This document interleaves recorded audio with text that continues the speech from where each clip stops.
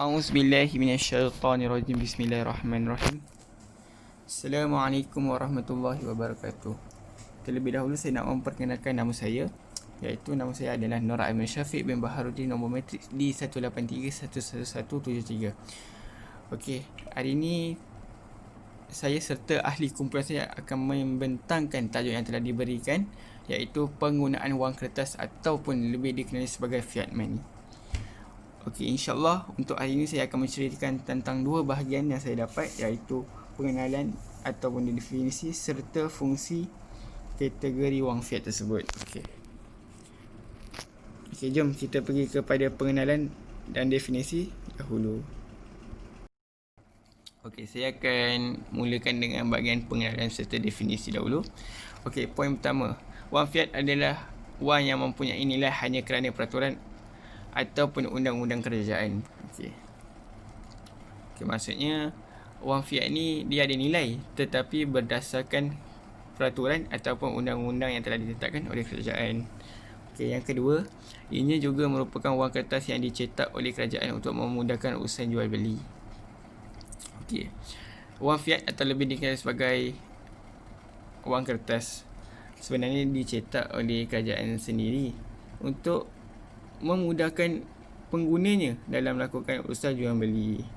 Okey, yang ketiga pula, wang kertas ini juga diciptakan untuk lebih mudah disimpan serta diangkut berbanding ketulan emas dan perak. Okey, maksudnya wang kertas ini juga diciptakan untuk memudahkan kita sebagai penggunanya menyimpan serta mengangkut berbanding ketulan emas dan perak.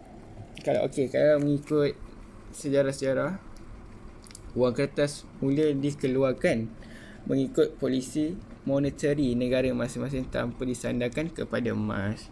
So, kirakan wang kertas tu bila-bila je boleh ditukar nilai. Contoh, macam kita tahu, bentuk wang tu sama tetapi yang membezakannya adalah nilai duit tersebut. Seterusnya saya akan sambung untuk bahagian fungsi dan kategori wang fiat. Yang pertama adalah alat pertukaran, media of changer.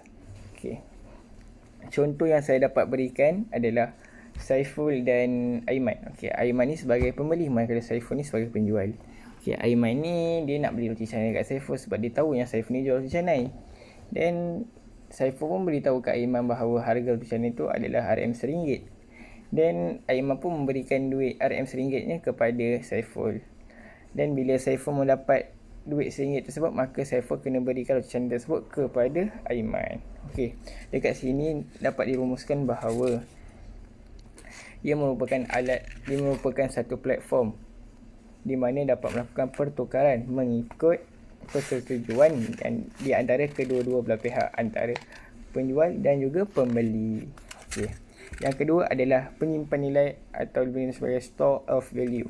Maksud penyimpan nilai di sini adalah sesuatu yang kita simpan yang mempunyai harga atau nilai yang tertentu. Contoh, kalau kita simpan mata wang RM RM1, RM RM10, RM RM20, yang dah tentu dah ada nilai kat situ.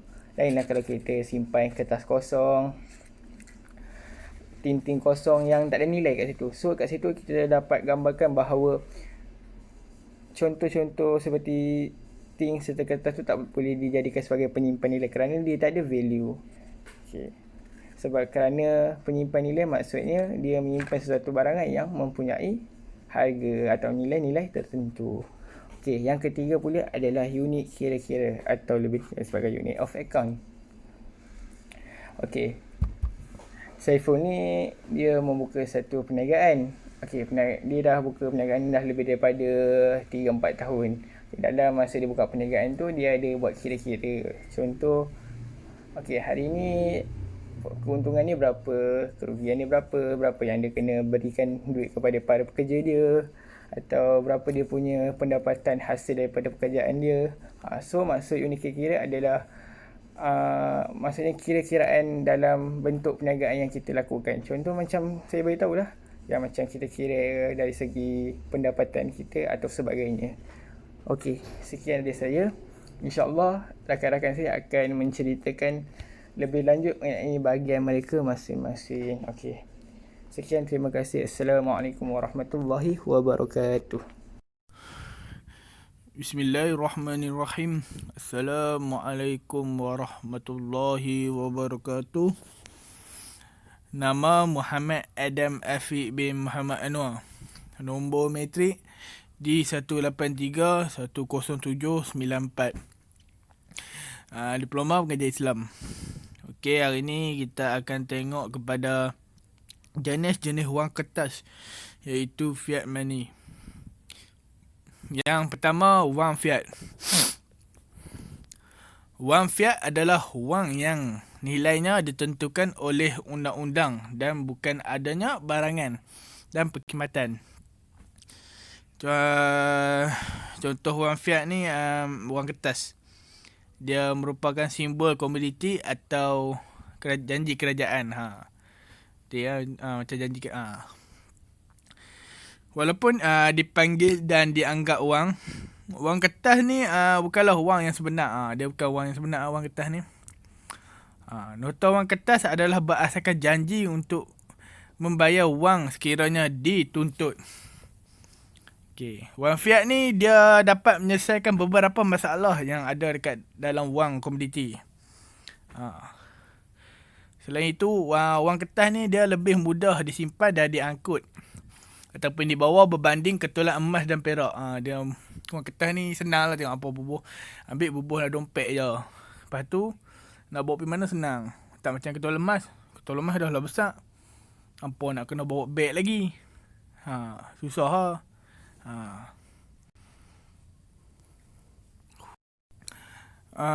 Wang fiat ni ataupun wang kertas ni terutamanya dalam bentuk kertas dan shilling. Namun ia mudah rosak ataupun hilang. Dia mudah rosak, senang nak terkoyak. Lepas tu hilang pun senang. Bubuh dalam poket, tarik-tarik, bubuh sekali dengan handphone. Tu tarik-tarik, tahu hilang. Tarik-tarik sekali duit tu jatuh, kita tak perasan, betul tak? Okay, wang fiat ni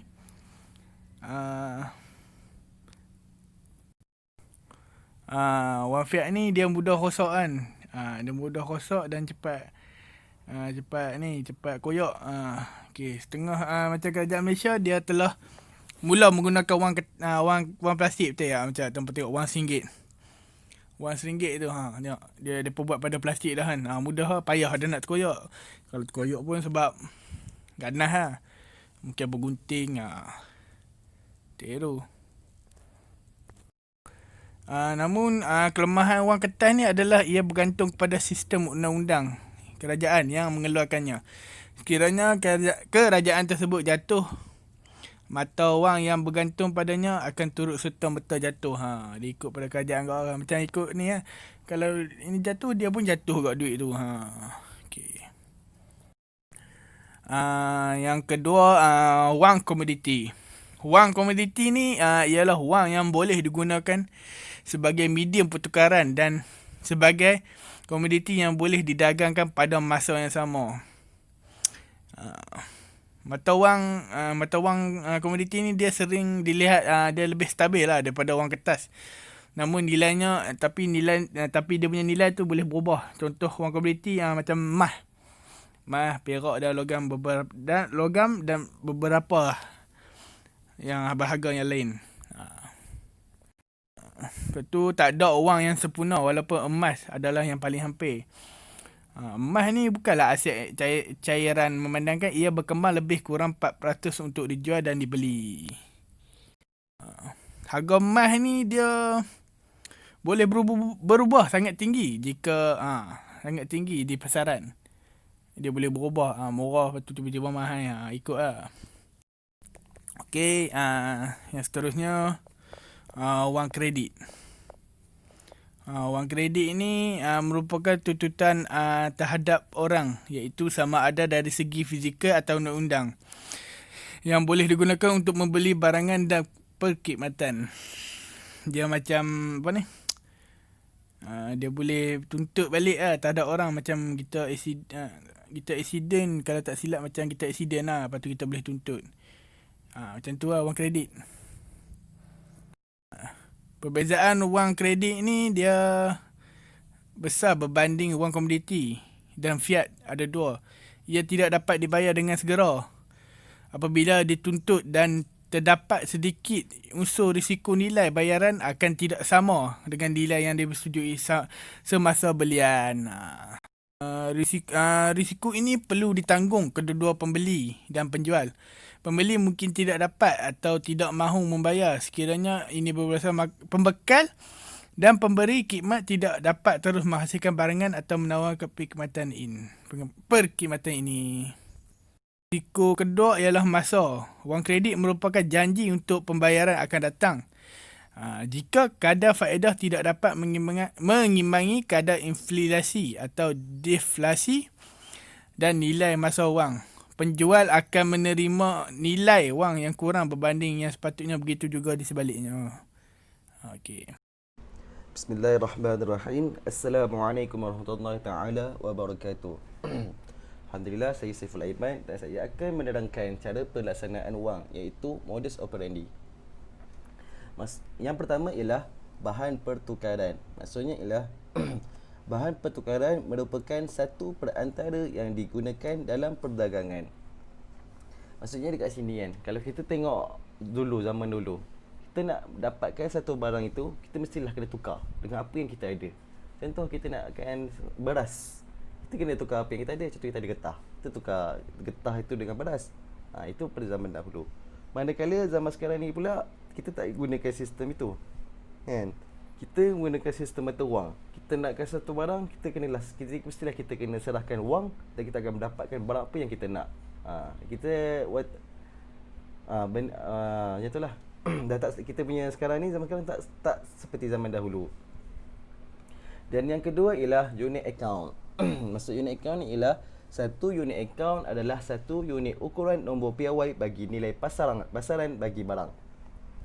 Maksudnya kat sini, kalau dekat Malaysia lah kan, kalau kita nak nasi lemak, harga nasi lemak itu RM2. Jadi RM2 itulah harga nilai mata wang tersebut, kan? Kalau kita tengok contoh, ada sesebuah negara itu saya tak pasti dekat mana, tapi belah Afrika tak silap saya. Negara diorang tu, mata wang diorang tu dah hilang nilai dia, kan? Maksud hilang nilai dia tu kan, kita nak dapatkan 2 biji telur pun dengan harga berjuta-juta dolar, kan? Payah macam tu. Memanglah rakyat negara diorang banyak duit, tapi duit tu tak ada nilai. Payah. Kat negara diorang nak dapatkan 2 biji telur pun kena bayar dengan berjuta-juta dolar. Jadi nak beli barang kena bawa bergundi-gundi duit, kan? Macam tu lah, susah. Jadi memang penting tau, kalau kat sesebuah negara tu, harga nilai wang tersebut itu memang kena jaga harga nilai wang tersebut. Dan yang ketiga ialah standardizable. Standardizable itu bermaksud nilainya boleh ditentukan dengan mudah. Maksudnya di sini ialah contohlah, kalau dekat Malaysia kita pakai ringgit Malaysia, mata wang ringgit Malaysia. Kalau dekat Singapura kita pakai dolar Singapura, kan? Maksud boleh ditentukan dengan mudah ni. Kalau kita dekat Malaysia ni, kalau kita nak beli barang dekat Kedah, ada tak kedai tu cakap, maaf dek, kedai kami tak pakai ringgit Malaysia, kedai kami ni hanya pakai duit dolar. Tak kan? Lepas tu kita pergi Johor, maaf dek, kedai kami ni tak pakai ringgit Malaysia, kedai kami ni hanya pakai yen Jepun. Tak kan? Macam tu lah. So kalau dekat, maksudnya boleh tentukan dengan mudah ni. Kalau kita pergi mana-mana dekat Malaysia ni, Kedah ke, Johor ke, Melaka ke, lepas tu kita pakai dengan satu mata wang saja, iaitu ringgit Malaysia. Kalau kita pergi Singapura, kita kena tukar duit diorang. Kita pakai duit dolar Singapura. Kalau kita pergi Arab Saudi, kita kena tukar duit diorang, mata wang diorang, pakai duit rial. Macam itulah. Lepas tu yang keempat itu ialah diterima meluas. Maksudnya mempunyai nilai tersendiri. Mempunyai nilai tersendiri ni maksudnya kita pergi mana-mana kan. Kita pergi mana-mana dekat Malaysia ni, kita pergi nak makan dekat negeri Kedah, kan? Jadi maksudnya kat sini ialah kalau kita pergi makan kat Kedah kan, so kita bayar dengan duit ringgit Malaysia juga. Dia lebih kurang macam dekat atas, boleh lebih kurang macam dekat atas. Kita nak beli satu barang dekat Malaysia ni, pergilah dekat Kedah ke, Johor ke, Melaka ke, Selangor ke, Kita pakai dengan satu nilai saja, iaitu ringgit Malaysia. Itulah maksudnya nilai itu sendiri. Kalau kita pergi dekat Saudi, duit dia orang tu pula duit rial. Mereka pula ada nilai dia orang juga, nilai rial, mata wang rial. Lebih kurang macam itulah. Yang seterusnya ialah mobile, iaitu mudah untuk dibawa. Mudah dibawa. So kita dikenal pasti sekarang ni duit direka dalam bentuk shilling pertama. Yang kedua ialah wang kertas. Betul tak? Wang kertas memang mudahlah kita nak bawa kan. Ada tak kita nak ada tak satu negara tu dia orang punya duit tu kena pakai emas. Sejongkong emas. Kalau macam tu payah kita nak bawa kan. Kita nak beli nasi lemak kena bagi sejongkong emas. Kita nak beli apa?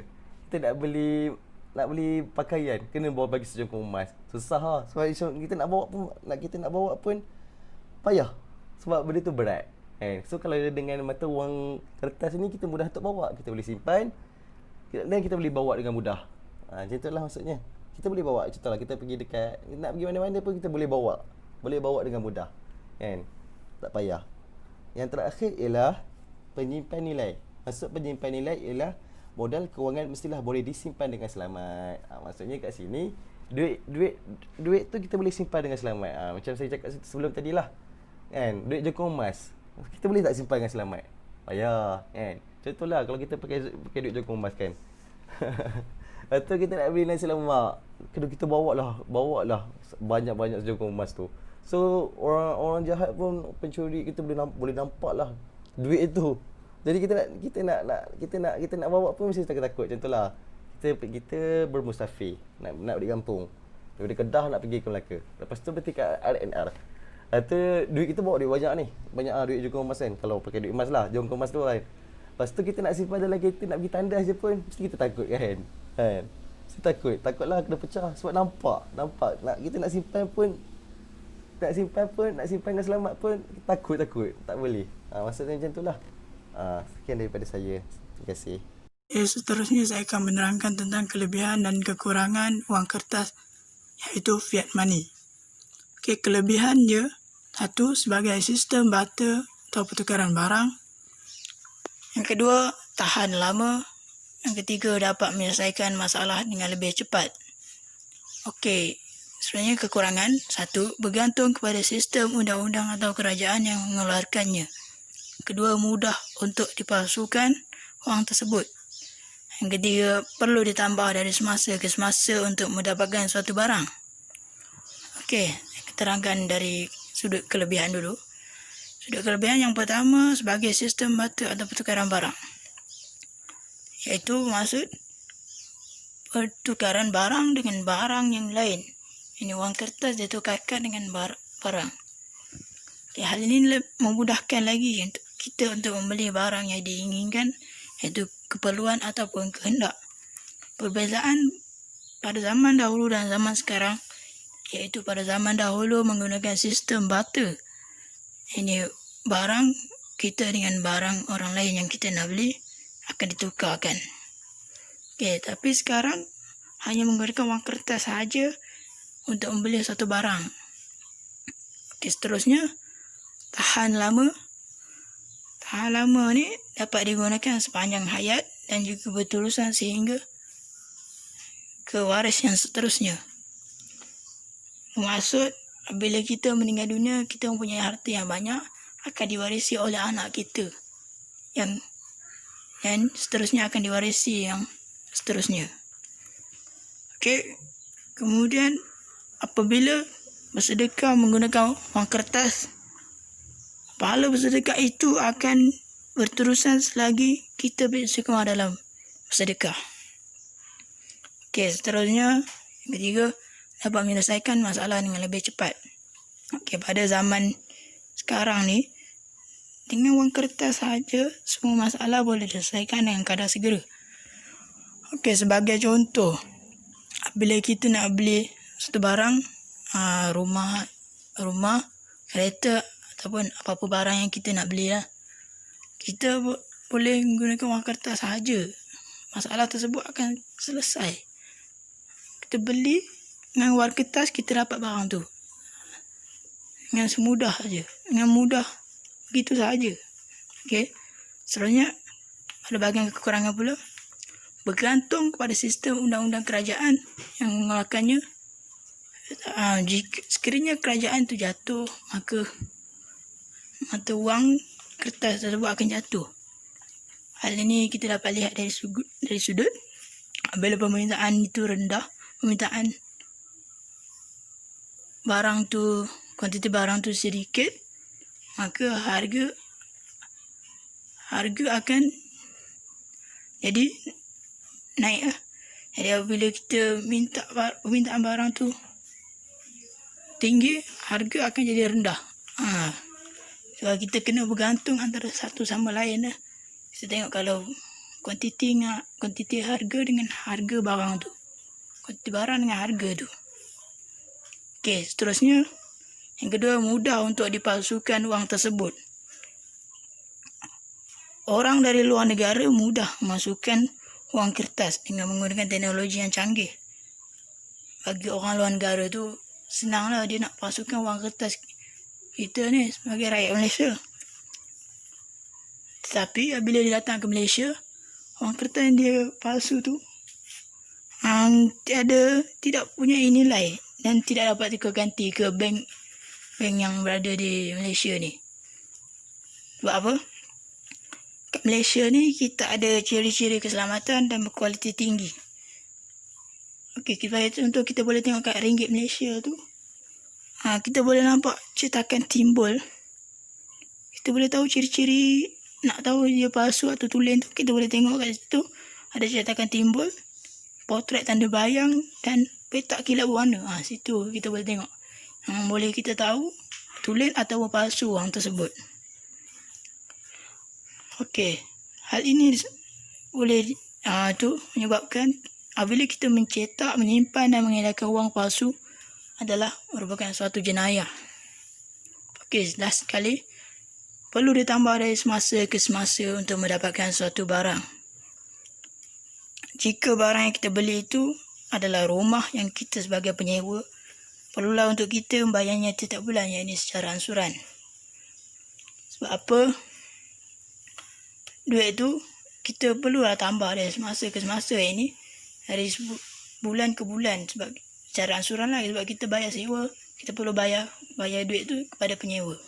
Kerana dia akan datang untuk meminta kita duit sewa dari setiap bulan. Itu yang dikatakan perlu ditambah dari semasa ke semasa. Duit ini tidak akan pernah cukup. Untuk bagi manusia, duit ini tidak akan pernah cukup. Kalau asyik kita, duit ini tidak akan pernah cukup. Kerana yang amat penting bagi manusia untuk meneruskan kehidupan di dunia ini. Okay, itu saja daripada saya. Okay, kita boleh ke start. Assalamualaikum warahmatullahi wabarakatuh. Nama Muhammad Al-Ashraf bin Osman. Okay, saya akan menerangkan tentang pandangan fuqaha semasa bagi wang fiat. Okay, penggunaan mata wang dalam Islam adalah berkaitan secara langsung dengan hukum fiqah. Ianya juga sebagaimana masalah fiqah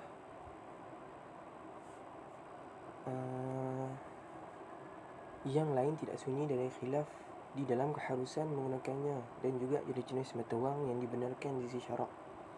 Ianya berpunca dari kefahaman ulama tentang nas-nas Al-Quran dan hadis Nabi. Ada ulama yang mengambilnya secara harfi dan ada yang juga mengambilnya secara maqasid atau mengikut kias berkenaan nasnya asal. Semua ijtihad ini menimbulkan kesan hukum yang berbeza dari pandangan atau kumpulan yang berlainan. Secara umumnya penggunaan mata wang sama ada menggunakan dinar yang dibuat dari emas, dirham dari perak, atau sebagainya. Secara ringkasnya, ianya boleh dikumpulkan dan dibahagikan kepada tiga kumpulan. Okay, kita boleh lihat di slide ada 3 pendapat utama, iaitu yang pertama, mata wang syarak hanyalah terdiri dari dinar dan dirham sahaja. maka haram menggunakan medium yang lain sebagai mata wang di sisi Islam. Maksudnya selain dari dinar dan dirham, medium yang lain diharamkan digunakan sebagai mata wang dan tidak dibenarkan di sisi syarak. Yang kedua, mata wang boleh digunakan dari sumber yang dianggap berharga oleh masyarakat seperti dinar, dirham, fulus, kulit unta, kulit kerang dan sebagainya yang mempunyai nilai intrinsik padanya. Maksudnya di sini digunakan dari sumber yang baik dan berkualiti seperti kulit unta, kulit kerang, ia boleh digunakan pakai sebagai mata wang. Yang ketiga, mata wang boleh dijadikan dari pelbagai sumber seperti emas, perak dan sebagainya termasuk kertas. Penetapan mata wang ini adalah berdasarkan kepada ketetapan pemerintah dan kawalan yang dikenakan kepada penggunaan mata wang tersebut. Maksudnya emas dan perak ni boleh pakai, termasuklah kertas yang kita pakai sekarang ni, kita boleh pakai. Ia berdasarkan kepada ketetapan pemerintah tersebut. Kalau sekarang ni kita pakai, kalau macam Malaysia kita pakai wang kertas, sebab satu dunia pun pakai wang kertas. Ada juga yang pakai emas dan perak sebagai sebagai mata wang. Okay, seterusnya kita akan pergi kepada hujah ataupun pandangan. Okay, yang pertama, firman Allah Subhanahu Wa Taala dalam Al-Quran adalah banyak menunjukkan emas dan perak digunakan sebagai mata wang, antaranya surah Al-Imran ayat 91. Ayat ini adalah jelas menyatakan bahawa emas sebagai salah satu cara yang digunakan untuk bermuamalah. Maka jelas kepada kita bahawa emas dalam ayat di atas rujuk sebagai pembayaran atau untuk penembusan diri. Maka jelaslah kepada kita bahawa wang syar'i di sisi syarak hanyalah terdiri dari emas dan perak saja. Maksudnya di sini emas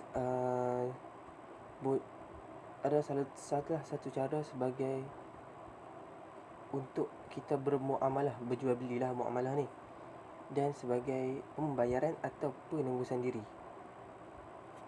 Okey. Ada satu lagi firman Allah SWT dalam surah Yusuf ayat 20. Dalam ayat ini juga jelas kepada kita bahawa dirham iaitu wang perak adalah digunakan sebagai medium pertukaran dalam pembelian. Maka jelas kepada kita Allah SWT mengiktiraf emas dan perak sebagai mata wang.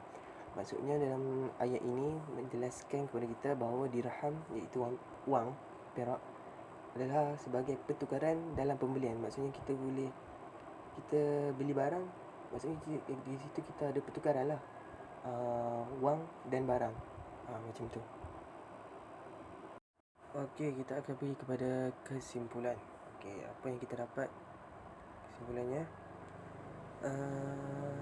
Kesimpulan yang telah dilakukan ialah aplikasi penggunaan emas dan perak serta wang boleh digunakan dalam perdagangan antarabangsa. Maksudnya di sini emas, perak dan wang ia boleh digunakan pakai sebagai medium perdagangan.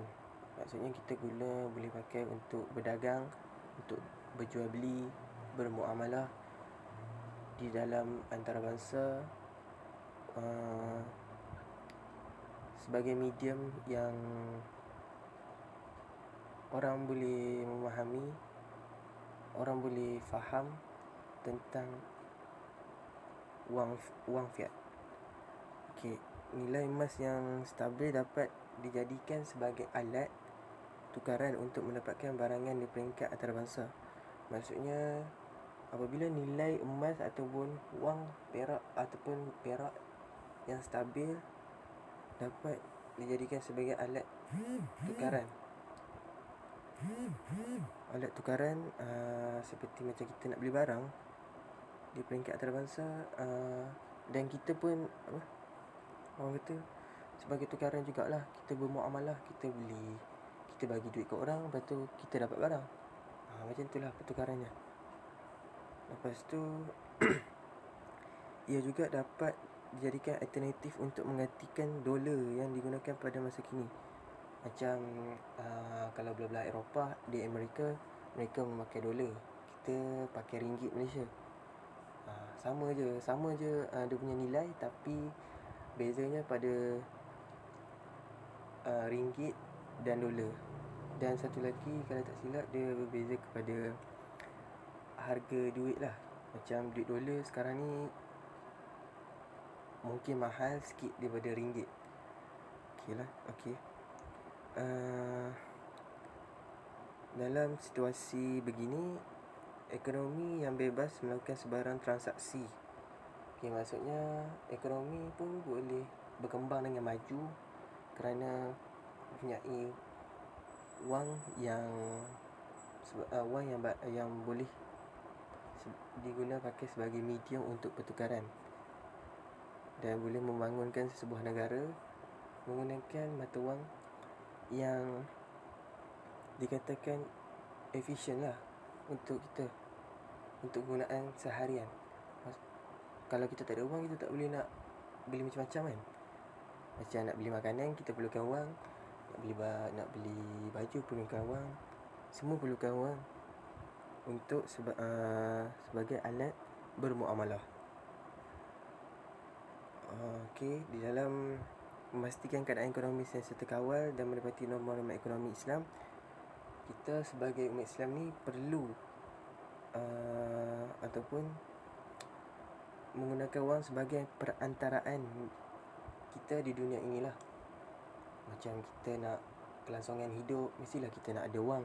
Takkan kita tak ada wang yang untuk kelangsungan hidup, untuk kita beli barang-barang yang untuk diguna pakai seharian. Dan kita juga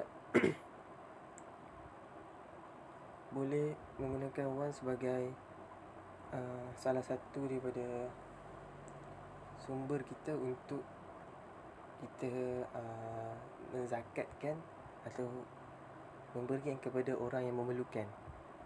Sebagai kita macam saham kepada kita untuk kita menyimpan di dunia, dan benih dia kita boleh lihat di akhirat kelak.